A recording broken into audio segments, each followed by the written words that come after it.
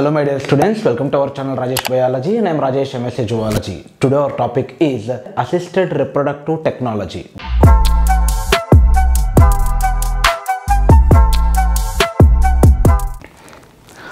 First of all, infertility అనేది find out అయినట్లయితే కనుక ఒక 1.5 year 2 years తర్వాత కూడా in spite of unprotected sexual cohabitation, if that any couple fail to produce children, if they find any biological inability to contribute to conception, ఇలాంటి కండిషన్స్లో వాళ్ళు గైనకాలజిస్ట్ని, infertility centres ఏవైతే ఉంటాయో ఫెర్టిలిటీ సెంటర్స్ని, ఇన్ఫెర్టిలిటీ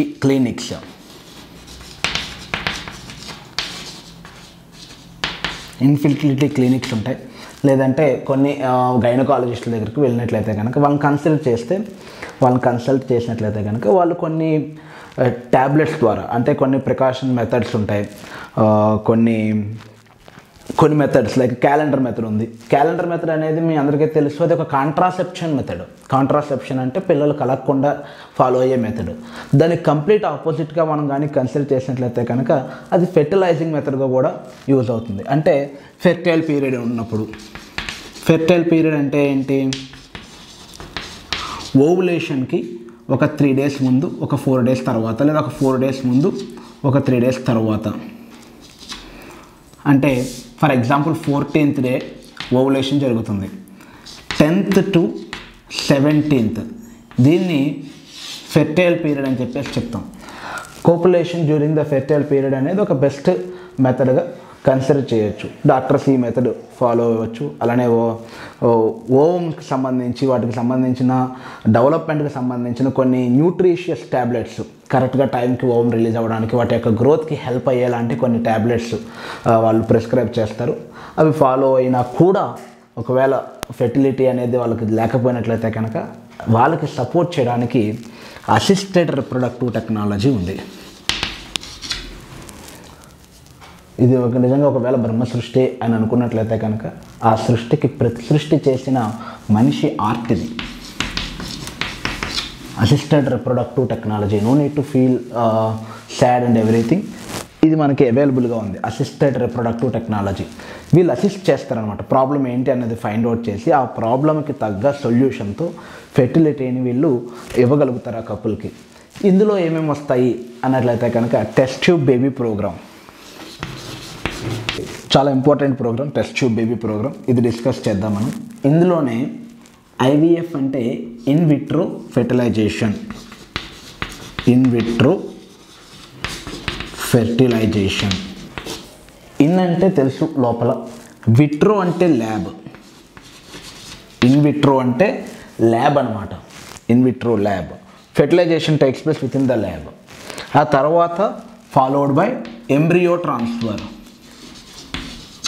దీనికోసం డీటెయిల్గా తెలుసుకుందాం. ఆ తర్వాత రిమైనింగ్ టెక్నిక్స్ ఏమేమి ఉన్నాయన్నది చూద్దాం. రిమైనింగ్ టెక్నిక్స్ అంటే ఇన్ వివో ఫెర్టిలైజేషన్కి సంబంధించినవి కూడా. టెక్నిక్స్ అని ఒకసారి మీకు ముందు రాస్తాను ఇక్కడ, అవి మనం డిస్కస్ చేయబోతున్నాం ఈ వీడియోలో. ఐవీఎఫ్, ఈటీ, ఈ అబ్రివేషన్కి సంబంధించిన ఎక్స్ప్లెనేషన్ ఉంటుంది ఈ వీడియోలో. దాంతోపాటు GIFT, IUT, IUI, AI, ICSI, మెసే,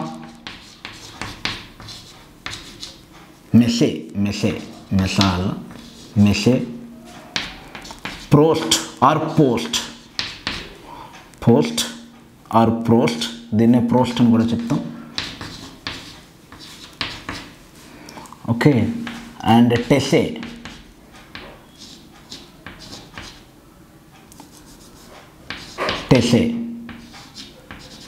and Suji,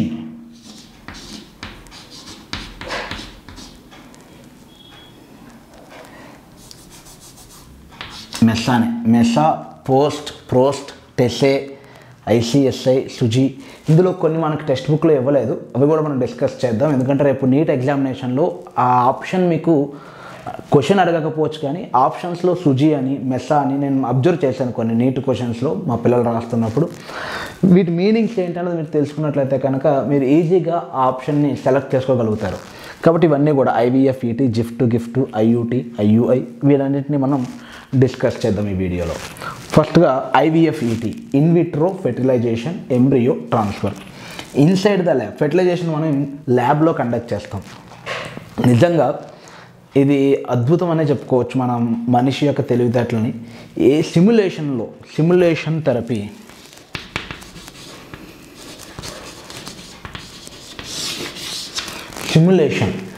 మనం క్రియేట్ చేస్తాం. ఎలా సిమ్యులేషన్ అంటే ఏంటి అంటే, ఇప్పటికీ ఒక థియరీ ఉంది, మనమంతా కూడా వేరే వాళ్ళ సిమ్యులేషన్లో ఉన్నాము. ఎలా అయితే పబ్జీ గేమ్ తెలుసు మీ అందరికీ, అదే ఎగ్జాంపుల్గా తీసుకుందాం. ఆ గేమ్లో ఎవరైతే కొంతమంది ప్లేయర్స్ ఉంటారో వాళ్ళు అవతల వాళ్ళని కాలుస్తూ ఉంటారు. వాళ్ళు అనుకుంటారు కనిపించిన ప్రతి ఒక్కరిని నేను కాల్ చేస్తున్నాను, నేను తప్పించుకోకపోతే నన్ను వేరేవాడు కాల్ చేస్తాడు అని వాడు అనుకుంటాడు. కానీ వాడికి తెలియదు వాడిని ఆపరేట్ చేస్తుంది మనమని. సో వాళ్ళందరూ ఒక సిమ్యులేషన్లో ఉన్నారు, మన సిమ్యులేషన్లో. మనం ఎలా చెప్తే వాళ్ళు అలా నడుస్తారు. అలా మనమందరం కూడా ఒక సిమ్యులేషన్లో ఉన్నాం అనే ఒక థియరీ ఉంది. సిమ్యులేషన్ అంటే ఏంటంటే క్రియేట్ చేయడం, ఒక మాయని క్రియేట్ చేసి అందులో వాళ్ళందరినీ ఉంచడం. ఈ జగన్నాథుని మాయ ఇలాంటివన్నీ కూడా మనకి పురాణాల్లో కూడా ఉంటాయి. సో ఇలాంటి సిమ్యులేషన్ని మనం ఇక్కడ తయారు చేస్తున్నాం, ల్యాబ్లో క్రియేట్ చేస్తున్నాం. దేన్ని సిమ్యులేట్ చేస్తున్నాం? ఫాలోపియన్ ట్యూబ్లో ఉండే యాంపుల్లా రీజియన్ ఏదైతే ఉంటుందో,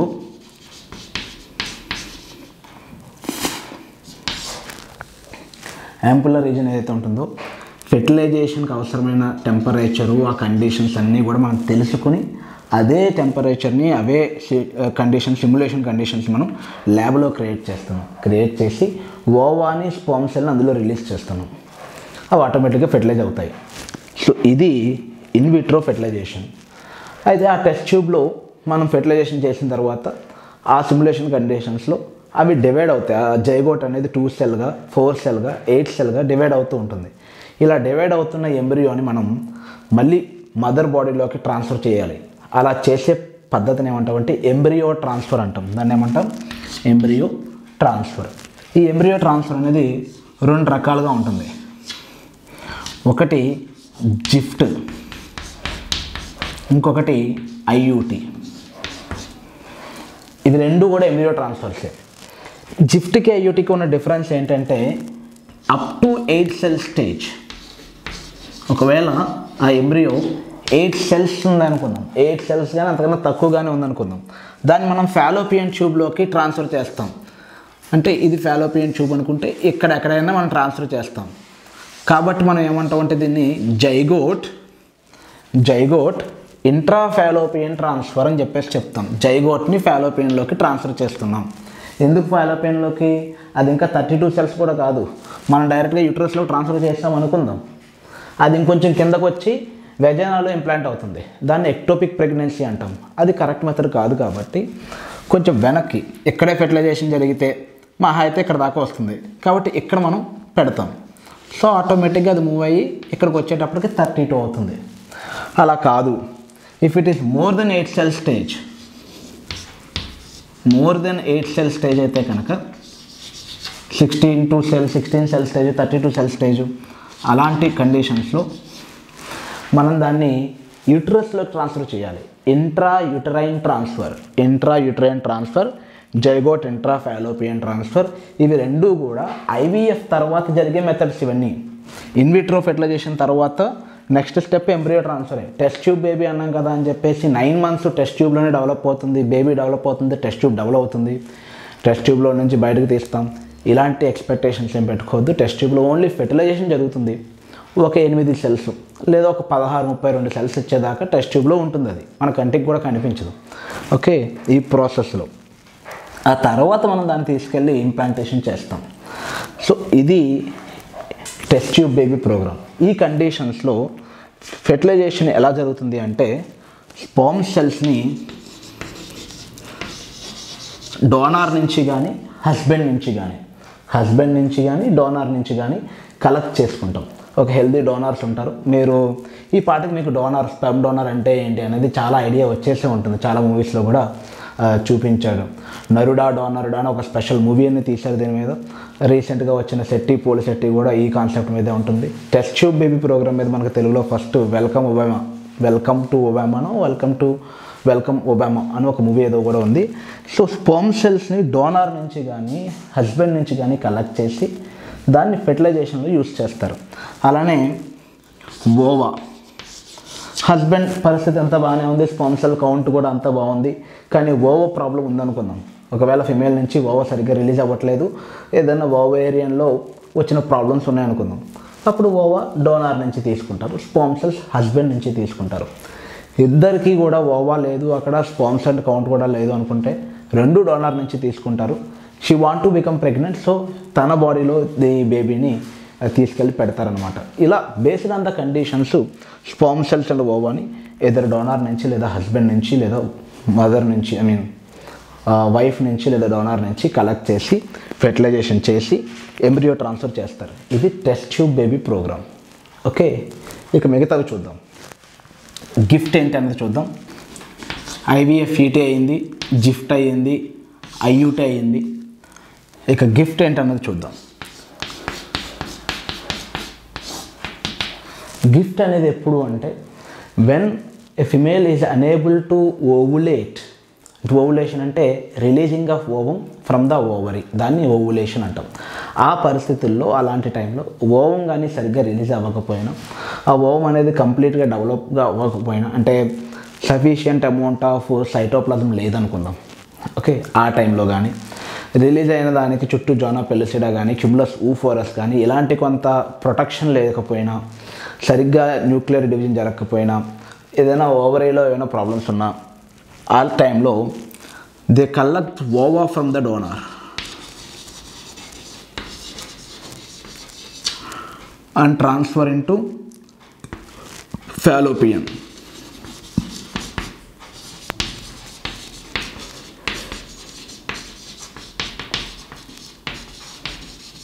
ఫాలోపియన్ ట్యూబ్లోకి ట్రాన్స్ఫర్ చేసినట్లయితే కనుక దాన్ని గ్యామెట్ ఇంట్రాఫాలోపియన్ ట్రాన్స్ఫర్ అంటారు. ఇది జైగోట్ ఇంట్రాఫాలోపియన్ ట్రాన్స్ఫర్ కాదు.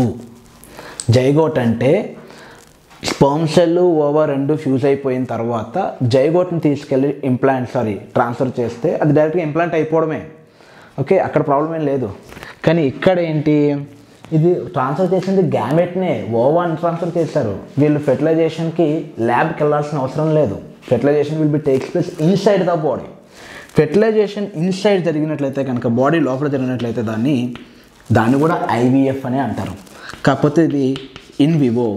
వివో అంటే బాడీ అని అర్థం, మొబైల్ ఫోన్ కాదు. వివో అంటే body. In vivo fertilisation.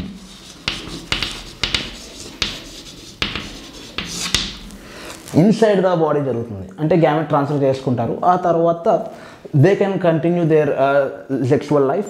And అది న్యాచురల్గా ఎప్పుడో ట్రాన్స్ఫర్ చేస్తారో తెలుసు కాబట్టి ఏ రోజున కాయిటస్లో పార్టిసిపేట్ చేయాలనేది వాళ్ళే డాక్టర్ సజెస్ట్ చేస్తారు. సో ఫెర్టిలైజేషన్ బాడీ లోపలే జరుగుతుంది, బాడీకి బయట కాదు. ఇది gamete intrafallopian transfer in vivo fertilisation కిందకు వస్తుంది. ప్రీవియస్ నీట్ క్వశ్చన్ ఒకటి ఏంటంటే, which of the following is not related to in vitro fertilisation అని అడిగి ఆప్షన్స్లో గిఫ్ట్, జిఫ్ట్, ఐయూటీ, ఐసిఎస్ఐ ఇలా 4 ఇచ్చారనమాట. గిఫ్ట్ అనేది ఎట్టి పరిస్థితుల్లోనూ ల్యాబ్లో జరగదు, ఎందుకంటే మనం గ్యామెట్నే ట్రాన్స్ఫర్ చేసేస్తున్నాం, జైగోట్ని కాదు. కాబట్టి ల్యాబ్తో పనే లేదు. సో ఇది గిఫ్ట్. నెక్స్ట్ మనం మేల్ దగ్గరికి వద్దాం. ఒకవేళ ప్రాబ్లమ్స్ మేల్లో ఉన్నట్లయితే కనుక, if there is any problem to insemination problem ఉన్నట్లయితే కనుక, ఫెయిల్ టు ఇన్సెమినేట్, ఆ కండిషన్స్లో ఆర్టిఫిషియల్ ఇన్సెమినేషన్ని సెలెక్ట్ చేసుకోవచ్చు. ఎరక్షన్ ప్రాబ్లమ్స్ ఉన్నా, fail to inseminate or sperm count తక్కువ ఉన్నా కూడా ఆర్టిఫిషియల్ ఇన్సెమినేషన్. ఏం చేస్తారు ఇక్కడ అంటే, డోనార్ నుంచి కానీ హస్బెండ్ నుంచి కానీ స్పర్మ్ సెల్స్ కౌంట్ తక్కువ ఉన్నప్పుడు డోనార్ నుంచి కానీ హస్బెండ్ నుంచి కానీ స్పర్మ్ సెల్స్ కలెక్ట్ చేసి దాన్ని ఇంజెక్ట్ చేస్తారు, వెజైనాలోకి ఇంజెక్ట్ చేస్తారు. జనరల్గా స్పర్మ్ కౌంట్ తక్కువగా ఉంటుంది కాబట్టి హస్బెండ్ నుంచి కలెక్ట్ చేస్తే ఆ ఇన్సెమినేషన్ని డైరెక్ట్గా యూట్రస్లోకి ఇన్సెమినేట్ చేస్తారు. ఎందుకంటే మనం మళ్ళీ చెప్పుకున్నాం ఆల్రెడీ, ఫిమేల్ రిప్రొడక్టివ్ సిస్టమ్ చెప్పినప్పుడు వెజైనా అనేది సూటబుల్ టెంపరేచర్ కాదు. వెజైనా అనేది ఎప్పుడూ కొన్ని సెక్రెట్ చేస్తూ ఉంటుంది, అది స్పర్మ్ సెల్స్ని కిల్ చేస్తుంది. ఓకే, అలాంటి కండిషన్స్లో స్పర్మ్ సెల్ కెపాసిటైజేషన్కి గురయ్యి కొన్ని స్పర్మ్ సెల్స్ మాత్రమే యూట్రస్ లోపలికి ఎంటర్ అవ్వగలుగుతాయి. స్పర్మ్ కౌంట్ తక్కువ ఉన్న హస్బెండ్ నా స్పర్మ్ సెల్సే కావాలనుకున్నప్పుడు వాళ్ళే బయట కెపాసిటేషన్ చేసి అంటే ప్రిపేర్ చేస్తారు. స్పర్మ్ సెల్స్ జస్ట్ ఇలా కలెక్ట్ చేసి ఇంజక్షన్లో తీసుకుని ఇలా ఇంజెక్ట్ చేయడానికి మనం IVF సెంటర్ దాకా వెళ్ళక్కర్లేదు. ఆర్టిఫిషియల్ ఇన్సెమినేషన్కి ఇంట్లో ఇంజెక్షన్ ఉంటే చాలు కదా అని అనుకునే డౌట్ ఉండొచ్చు. బట్ ఇది కాదు పద్ధతి. వాళ్ళు స్పర్మ్ సెల్స్ కలెక్ట్ చేస్తే హస్బెండ్ నుంచి అయినా సరే డోనార్ నుంచి అయినా సరే వాటికి కొన్ని కెమికల్ మెథడ్స్ ఉంటాయి. బయోకెమికల్ చేంజెస్కి అవి గురవ్వాలి. స్పర్మ్ సెల్స్ని వాళ్ళు ప్రిపేర్ చేసి దాంట్లో ఉన్న మంచి స్పర్మ్ సెల్స్ని వాళ్ళు సెలెక్ట్ చేసి మైక్రోస్కోప్లో జరుగుతుంది. అంతా కూడా మైక్రో లెవెల్లో జరుగుతుంది. మనం చూసిన వెంటనే ఈ స్పర్మ్ సెల్ బాగుంది నూరా అని చెప్పేది ఒక లైన్లో స్టూడెంట్స్ నుంచోబెట్టి ఒక్కొక్కరిని పిలిచినంత ఈజీ కాదు ఇది. సో ల్యాబ్ కండిషన్స్ రిక్వైర్డ్ దీనికి. ఆ స్పర్మ్ సెల్స్ని ఆ సెమెన్ని వెజనాలో కానీ డైరెక్ట్గా యూట్రస్లో కానీ ఇంజెక్ట్ చేస్తారు. ఆ మెథడ్ని ఆర్టిఫిషియల్ ఇన్సెమినేషన్ అని చెప్పేసి చెప్తాం. ఒకవేళ దాన్ని యూట్రస్లో కానీ ఇన్సెమినేట్ చేస్తే దాన్ని ఇంట్రాయూటరైన్ ఇన్సెమినేషన్ అని చెప్పేసి చెప్తాం. ఇంట్రాయూటరైన్ ఇన్సెమినేషన్. సో ఒకవేళ స్పర్మ్ కౌంట్ తక్కువ ఉన్నట్లయితే కనుక లేదా ఎరెక్షన్ ప్రాబ్లమ్స్ ఉన్నట్లయితే కనుక ఈ మెథడ్ని సెలెక్ట్ చేస్తారు. ఇది ఒకటి. ఇలా ఇంజెక్ట్ చేయడానికి ఒకవేళ హస్బెండ్ తన స్పర్మ్ సెల్స్ మాత్రమే కావాలి అని అనుకున్నప్పుడు స్పర్మ్ కౌంట్ తక్కువ ఉంది, ఇన్సెమినేట్ చేయగలరు కానీ స్పర్మ్ కౌంట్ తక్కువగా ఉంది, కానీ తన స్పర్మ్ సెల్స్ తన జీన్స్ మాత్రమే కావాలి, తనే బయోలాజికల్ ఫాదర్ అవ్వాలనుకుంటున్నప్పుడు ఏం చేస్తారంటే టెసే అంటే టెస్టిక్యులర్ స్పర్మ్ ఎక్స్ట్రాక్షన్.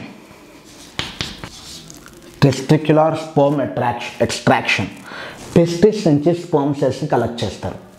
కట్ చేసి స్క్రూటల్ శాఖని కట్ చేసి టెస్టిస్ యొక్క టిష్యూని తీసుకుంటారు. ఆ టిష్యూలో ఏవైతే స్పర్మ్స్ ఉంటాయో ఆ స్పర్మ్ సెల్స్ని అబ్జర్వ్ చేసి దాంట్లో ఉన్న బెస్ట్ స్పర్మ్ సెల్స్ సెలెక్ట్ చేసుకుని ఆ ఒక్క స్పర్మ్ సెల్ని ప్రిపేర్ చేసి డైరెక్ట్గా ఓవంలోకి ఇంజెక్ట్ చేస్తారు.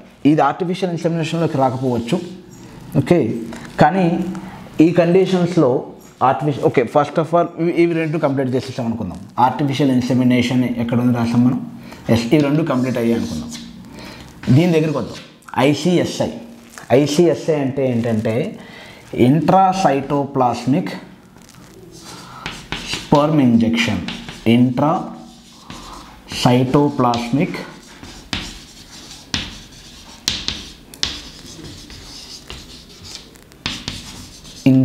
Sperm injection. Intracytoplasmic sperm injection అంటే ఏంటంటే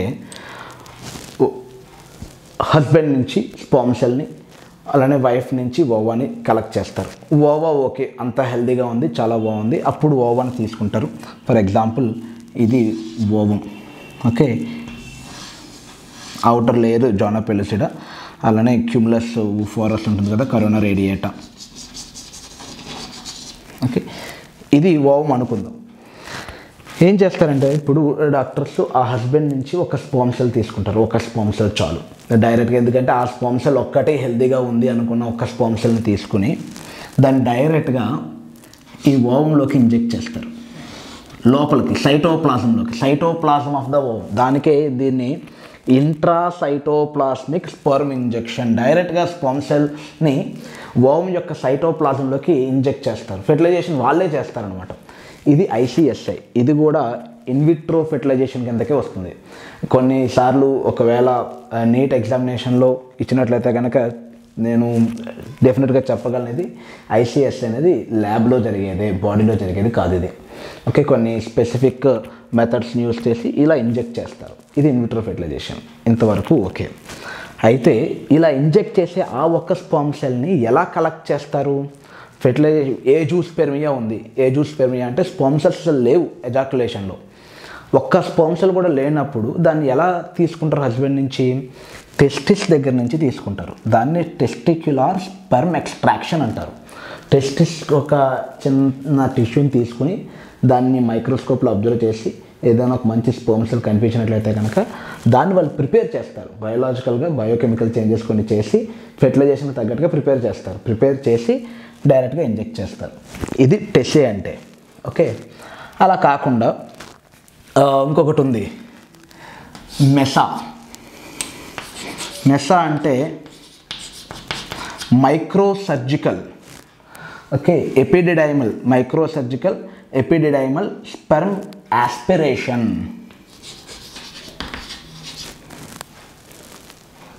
మళ్ళీ స్క్రోటల్ శాక్ని కట్ చేసి స్క్రోటల్ శాక్ ద్వారా వాళ్ళు ఎపిడిడైమస్ దగ్గరికి యాక్సెస్ తీసుకుంటారు.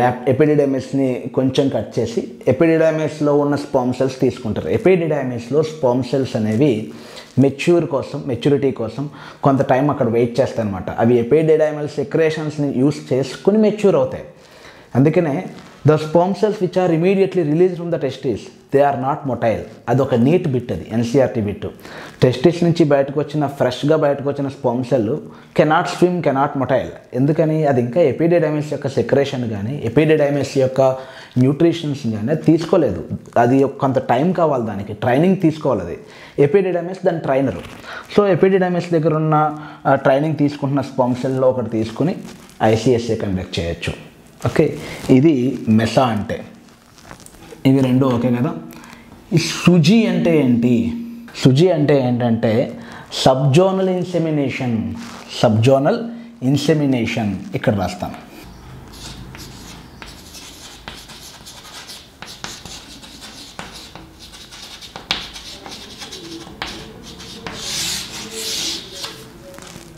ఇది కూడా ఒక రకంగా ఇంట్రాసైటోప్లాస్మిక్ స్పెర్మ్ ఇంజెక్షన్ లాంటిది. ఎన్ని కన్ఫ్యూజ్ అవనవసరం లేదు. నేమ్ని చూసి మనం ఈజీగా ఐడెంటిఫై చేయొచ్చు, పెద్ద ప్రాబ్లం ఏం లేదు. మీకు కాన్సెప్ట్ తెలియాలంతే. అసలు ఏంటి కాన్సెప్ట్ అంటే ఓవం స్పర్మ్ సెల్ రెండు మీట్ అవ్వాలి. ఇలా మీట్ అవ్వడానికి డాక్టర్స్ వాళ్ళ ప్రయత్నాలు ఎక్కడ పాసిబిలిటీ ఉంటే అక్కడ చేస్తున్నారనమాట. పాసిబిలిటీ ఏదైతే అది అయితే ల్యాబ్లో చేద్దాం లేదా బాడీలో చేద్దాం, రెండు మెథడ్స్. అయితే ల్యాబ్ లేదా బాడీలో జరగాలి అంటే న్యాచురల్గా జరగాలి. కానీ ఓవం ఉండాలి కాబట్టి అక్కడ గ్యామెట్ ఇంట్రాఫాలోపియన్ ట్రాన్స్ఫర్ అనేది inside the body, in Vivo. In vitro దగ్గరికి వచ్చేటప్పటికి ప్రాబ్లం ఏంటి? వాళ్ళ యొక్క డిమాండ్స్ ఏంటి? హస్బెండ్ కావాలంటాడు, తన స్పర్మే కావాలంటాడు. ప్రాబ్లం ఒకవేళ మదర్లో ఉన్నట్లయితే కనుక వైఫ్ నా ఓవమే కావాలంటుంది. ఇలాంటి సిచ్యువేషన్స్లో ఏం చేయాలి? మీ స్పర్మ్ కౌంట్ తక్కువగా ఉంది, మీరు ఎజాక్యులేట్ చేయలేకపోతున్నారు, ఇన్సెమినేట్ చేయలేకపోతున్నారు, కానీ మీ స్పర్మే కావాలంటే కనుక చిన్న ఆపరేషన్ కావాలి. ఏంటి? Testicular sperm extraction. మీ టెస్టిస్ నుంచి కొంత స్పర్మ్ తీసుకుంటాం. లేదు, మైక్రోసర్జికల్ ఎపిడిడైమల్ స్పెర్మ్ ఇంజెక్షన్. ఒక చిన్న సర్జరీ చేసి టెస్టిస్ స్క్రోటల్ శాక్ కట్ చేసి ఎపిడిడైమస్ నుంచి తీసుకుంటాం. తీసుకుని ఏం చేస్తామంటే ఆ ఓవంలోకి డైరెక్ట్గా మేమే ఇంజెక్ట్ చేస్తాం. ఇది intracytoplasmic sperm injection. Sperm count చాలా బాగుంది, డోనర్ అవసరం లేదు, మీ స్పర్మ్ చాలు అని అనుకున్నప్పుడు ఆర్టిఫిషియల్ ఇన్సెమినేషన్. అది డైరెక్ట్గా యూట్రస్లోకి ఇన్సెమినేట్ చేస్తే ఇంట్రాయూట్రైన్ ఇన్సెమినేషన్. ఇక ఈ సబ్జోనల్ ఇన్సెమినేషన్ అంటే ఏంటయ్యా అంటే ఇది కదా ఓవం. దీని చుట్టూ ఉండేది ఏంటి అంటే ఓకే, ఇదే జోనా పెలిసిడా అనుకున్నాం కదా, పర్పుల్ కలర్ ఓవం, దాని చుట్టూ zona pellucida. Okay, cumulus oophorus. డైరెక్ట్గా సైటోప్లాజంలోకి ఇంజెక్ట్ చేస్తే ఐసీఎస్ఐ. మనం ఇప్పుడు ఎక్కడ ఇంజెక్ట్ చేస్తున్నాం అంటే జోనా పెలిసిడాకి ఓవంకి మధ్యలో ఇంజెక్ట్ చేస్తున్నాం. అంటే ఒక కొంచెం బయటికి, దాని అంతా అదే లోపలికి వెళ్ళాలి అనే ఉద్దేశంతో స్పర్మ్ సెల్ని between zona pellucida and vitelline membrane ఆ రెండింటికి మధ్యలో దాన్ని ఇన్సెమినేట్ చేసినట్లయితే కనుక దాన్ని సబ్జోనల్ ఇన్సెమినేషన్ అని చెప్పేసి చెప్తాం. అంతే. అలా కాకుండా ప్రోస్ట్ ఏంటి? PROST, పెరిటోనియల్ oocyte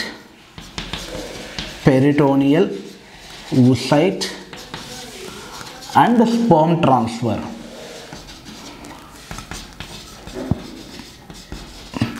చాలా ఇంపార్టెంట్ ఇది. Peritoneal oocyte and sperm transfer అనేది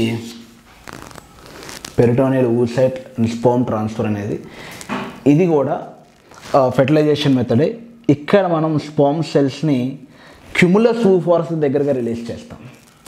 ఇంట్రాసైటోప్లాస్మిక్ స్పర్మ్ ఇంజెక్షన్ లాంటిదే ఇది కూడా, సబ్జోనల్ ఇన్సెమినేషన్. కాకపోతే ఇది సైటోప్లాజంలోను, ఇదేమో సబ్జోనల్లోను. ఈ peritoneal oocyte and sperm transfer అంటే ఏంటంటే ఇది బాడీ లోపలే జరుగుతుంది. ఎలా జరుగుతుంది అంటే ఈ ట్రాన్స్వెజైనల్ అల్ట్రాసౌండ్ ద్వారా వీళ్ళు ఏం చేస్తారంటే ఒక కెమెరాని లోపల పంపించి ఓవం యొక్క మూమెంట్ని అబ్జర్వ్ చేస్తూ స్పర్మ్ సెల్ని రిలీజ్ చేస్తారు. ఆ స్పర్మ్ సెల్ని ఎక్కడ రిలీజ్ చేస్తారంటే పెరిటోనియం. పెరిటోనియం అంటే తెలుసు కదా, ఏదైతే ఒక డబుల్ ఫోల్డ్ లేయర్ ఉంటుందో ఫాలోపియన్ ట్యూబ్ని అబ్డోమినల్ వాల్కి అటాచ్ చేసే ఒక డబుల్ ఫోల్డ్ పెరిటోనియం ఉంటుంది కదా, ఆ ఫాలోపియన్ దగ్గరగా ఉండే పెరిటోనియం దగ్గరికి ఇటు స్పర్మ్ సెల్ని ట్రాన్స్ఫర్ అయ్యేలాగా, అల్ట్రాసౌండ్ ద్వారా అటు ఓవం రిలీజ్ అయ్యేలాగా, రెండూ ఒకేసారి జరిగేలాగా ఇది చేస్తారు.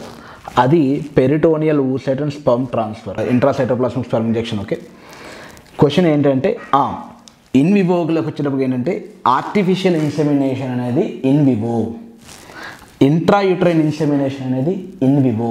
ఎందుకంటే సెమెన్ రిలీజ్ చేస్తున్నాం. గిఫ్ట్ అనేది in vivo, gamete intrafallopian transfer in vivo. POST అనేది ఇన్ వివో, బాడీ లోపలే జరుగుతుంది. అల్ట్రాసౌండ్స్ ద్వారా అవి స్పర్మ్ సెల్స్ అనేవి పెరిటోనియల్ స్పేస్లోకి రిలీజ్ చేస్తున్నారు. ఫెర్టిలైజేషన్ దాని అంతటా అదే జరుగుతుంది. సో పోస్ట్ అనేది ఇన్ వివో.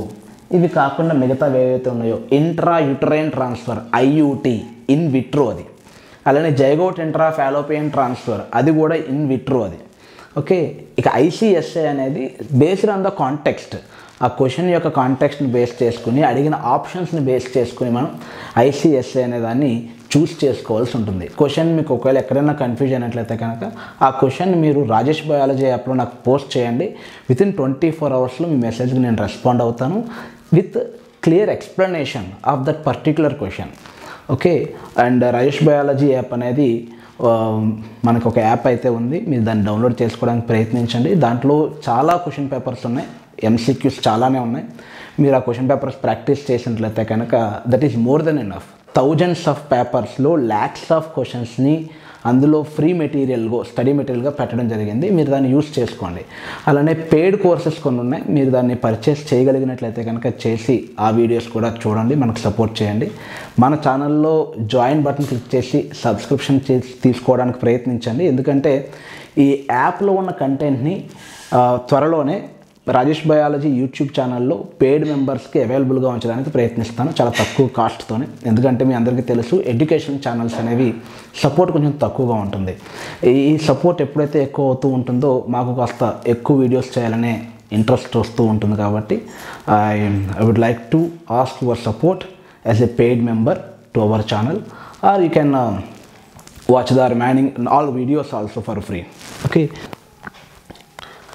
ఓకే, ఈ మెథడ్స్ అన్నీ ఒక పక్కన పెట్టినట్లయితే కనుక, ఎందుకంటే ఈ మెథడ్స్లో ఇంప్లాంటేషన్ అనేది వైఫ్ యొక్క యూటరస్లో జరుగుతుంది. కొన్ని కండిషన్స్లో వైఫ్ యూటరస్ అనేది ఇంప్లాంటేషన్కి సూటబుల్గా ఉండదన్నమాట. ఇంప్లాంటేషన్కి సూటబుల్గా లేనప్పుడు సరోగేట్ మదర్ అనే ఇంకొక ఆప్షన్ కూడా ఉంది. సరోగసి అంటే అద్దె గర్భం. అంటే ఇప్పుడు ఫర్ ఎగ్జాంపుల్ మనకి మూవీ యాక్టర్స్ కూడా కొంతమంది సరోగసిని సెలెక్ట్ చేసుకుంటూ ఉంటారు. ఈ సరోగసి ద్వారా ఏంటి అంటే యూట్రస్ బాగాలేనప్పుడు డాక్టర్స్ సరోగేట్ మదర్స్ని వాళ్ళే ప్రొవైడ్ చేస్తారు. వీళ్ళ బేబీ వేరొకరి గర్భంలో పెరుగుతుంది, అది సరోగసి. ఇలాంటి ఆప్షన్స్ ఎన్ని ఉన్నప్పటికీ ద బెస్ట్ ఆప్షన్ ఏంటి అంటే అడాప్షన్. మనకి చాలామంది ఆర్ఫాండ్ అలానే చాలా పూర్గా ఉన్న ఫ్యామిలీస్ ఉంటాయి, వాళ్ళ పిల్లల్ని పోషించలేని పరిస్థితి, సరైన పోషణ దొరకకపోతే కనీసం యంగేజ్ వరకు కూడా పెరగలేని పరిస్థితి. సో అలాంటి పిల్లల్ని అడాప్ట్ చేసుకోవడం ద్వారా లీగల్ అడాప్షన్ ఉంది మనకి ఆప్షన్. ఈ ఇండియాలో మనకి అడాప్షన్ను కూడా లీగలైజ్ చేశారు. కాబట్టి లీగల్ అడాప్షన్ ద్వారా పిల్లల్ని అడాప్ట్ చేసుకున్నట్లయితే కనుక వాళ్ళకి పేరెంట్స్ దొరుకుతారు, వీళ్ళకి పేరెంట్హుడ్ అనే ఒక ఏదైతే ఉందో పేరెంట్స్ అవ్వాలి మేము అనే ఏదైతే ఉందో ఆ కుతూహలం అనేది ఓవర్కమ్ అవుతుంది. సో ఇది సపోర్ట్ చేయొచ్చు మనం ఎథికల్గా, రిలీజియస్గా, ఎలాంటి ప్రాబ్లం లేనిది ఈ అడాప్షన్ అనేది. ఇక ఈ కండిషన్స్ దగ్గరికి వచ్చేటప్పటికి చాలా కండిషన్స్ లైక్ ఎకనామిక్ ప్రాస్పరిటీ లేకపోవచ్చు వాళ్ళకి. ఎందుకంటే ఇవన్నీ కూడా అంత ఈజీగా జస్ట్ ఒక నార్మల్ డాక్టర్ని గైనకాలజిస్ట్ని కన్సల్ట్ చేసి ఒక రిసెప్షన్లో ఒక 200-300 కట్టి డాక్టర్ దగ్గరికి వెళ్ళినంత ఈజీగా ఈ ప్రొసీజర్స్ అన్నీ కూడా అవ్వవు, కొన్ని వేలు ఖర్చు అవుతుంది దీనికి. ఓకే, ఇది కూడా అన్ని చోట్ల అవైలబుల్గా లేదు, కొన్ని సెంటర్స్లో మాత్రమే అవైలబుల్గా ఉన్నాయి ఈ టెక్నిక్స్ అన్నీ కూడా. కొన్ని సెంటర్స్లోనే అవైలబుల్గా ఉండడం, ఇన్ఫెర్టైల్ కపుల్ నెంబర్ ఎక్కువగా ఉండడం, డిమాండ్ దీనికి ఎక్కువగా ఉండడం, అలానే దీని యొక్క ప్రైస్ కూడా చాలా ఎక్కువగా ఉండడం, అలానే ఈ స్పర్మ్ డోనార్ వీటికి సంబంధించిన కొన్ని ethical, legal, religious social issues ఏవైతే ఉన్నాయో వాటిని ఓవర్కమ్ చేసి దీన్ని చూస్ చేసుకోవాలంటే మనకు కాస్త బ్రాడ్ మైండ్ ఉండాలి. ఇవంతా కూడా అంత ఈజీగా మనకి అవైలబుల్గా ఉన్న టెక్నిక్స్ అయితే కాదు. వీటికి చాలా ఎక్కువ మనీని ఖర్చు చేయాల్సి ఉంటుంది. Okay, so this is about today's class. Reproductive health concept అనేది కంప్లీట్ అయ్యింది. మిగతా కాన్సెప్ట్స్ ఏంటి అనేది మనం త్వరలో డిస్కస్ చేసి ఇంకో కొత్త కాన్సెప్ట్తో రెగ్యులర్గా వీడియోస్ చేయడానికి ట్రై చేస్తాను. మన ఛానల్ ఇంతవరకు సబ్స్క్రైబ్ చేసుకున్నట్లయితే కనుక సబ్స్క్రైబ్ చేసుకోవడానికి ట్రై చేయండి. అలానే వీడియోని లైక్ చేయడం ద్వారా మన రీచ్ అనేది ఎక్కువ అవుతుంది. Thank you. Have a nice day.